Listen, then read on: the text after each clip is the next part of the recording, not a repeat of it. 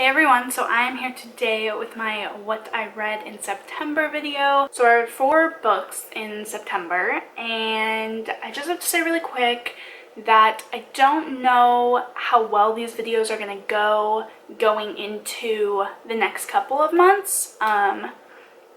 Just because school started for me last week. It started on Monday, and I am super busy this term. I'm trying to pre-film videos. I'm trying to get all my work done. I'm super overwhelmed. So reading has to kind of take a back burner because I don't know when I would have the time. Seriously, I don't. We'll see how it goes, but I just thought that I would mention it because I am super busy. And in October, I do really enjoy watching horror movies more, and then in December, I like watching Christmas movies more than reading. So I don't know how well it's gonna go, but we'll see. We'll just take it day by day. The first book that I read, I actually got sent, and it was Think Happy. I got sent this book by Blogging for Books, I think this one was from. Yeah, so I already did a review of this on my blog, which if you don't know is tiaschmidt.wordpress.com. It's always linked in the description bar. But this is by Karen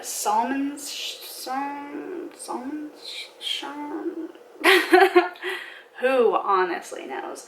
And it's instant pep talks to boost positivity. Pretty much it's it's kind of like a coffee table book. That's how I described it in my blog review. But pretty much it has these little topics, 5 things to say when you're trying something new, and then there's 5 little motivational quotes, beautiful watercolor, I would imagine, illustrations, and then she always has an explanation as to why she chose that quote and how it can help you.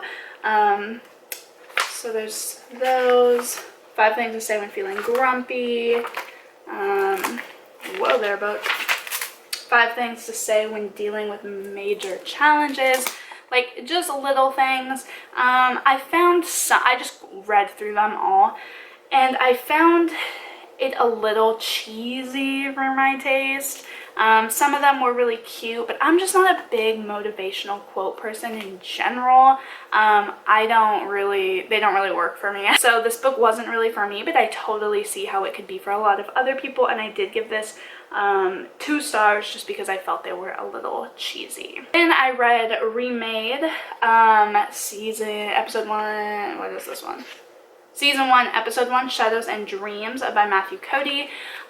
This is one of the things that came in my owl crate for September. And pretty much it's this every week. They'll send you a episode or a little chunk of this series to your Kindle or phone or device. I thought it was good. It was a little, some of the writing was a little off for me in terms of not grammar or anything, but just concept kind of. It seemed a little slow, a little over dramatic, a little I think it'd be really good. I'm not gonna pay $1.60 or whatever it is for each episode. And I gave this episode 3 stars. I thought it was good, but there were some parts that I was like, ooh, that's a little weird to write. I don't know. Do you ever have that with books? You just read it and you're like, why does that just not sound right? A really great idea. And I think the idea of the book as well is really good. Not only the concept of having an episode come out once a week or whatever, but the idea of the actual series is really cool, that post-apocalyptic type of thing. I thought it was cool, but there were just some parts of it that I was not a fan of, unfortunately. And I also read from September Owl Crate, Three Dark Crowns by Kendare Blake. One of my biggest issues with this is I love the feel of the book, but my god, it gets filthy. I gave this book 4 stars. I really enjoyed it. It doesn't have as good of reviews on Goodreads as I thought it would going into it. I really wanted to read this book even before I got it in Owl Crate, and then when I was looking at the reviews after I received it from Owl Crate, I was kind of disappointed just because looking at the reviews, people said that it was really slow and there were too many characters and the concepts were kind of hard to get your mind wrapped around, and it was just too much and blah blah blah. And a lot of people were complaining about a lot of things, which is never good with a book. So I was nervous, but I ended up really enjoying it. I don't think there's too many characters to wrap your brain around. Like, it's pretty average, I would think. It's no more than freaking like Harry Potter. Are you kidding? Like, especially for one book, I think it's pretty average. I did find it a little slow, but not enough to DNF. I saw a lot of people DNF this book. I don't get that at all. It kind of captivated me enough to keep going even when it was a little slow. I don't want to spoil anything, but a lot of people said that they thought that it focused on the sub-characters way more than the 3 queens. But it kind of all came together in the end. If you have read the book, you know what I mean, hopefully.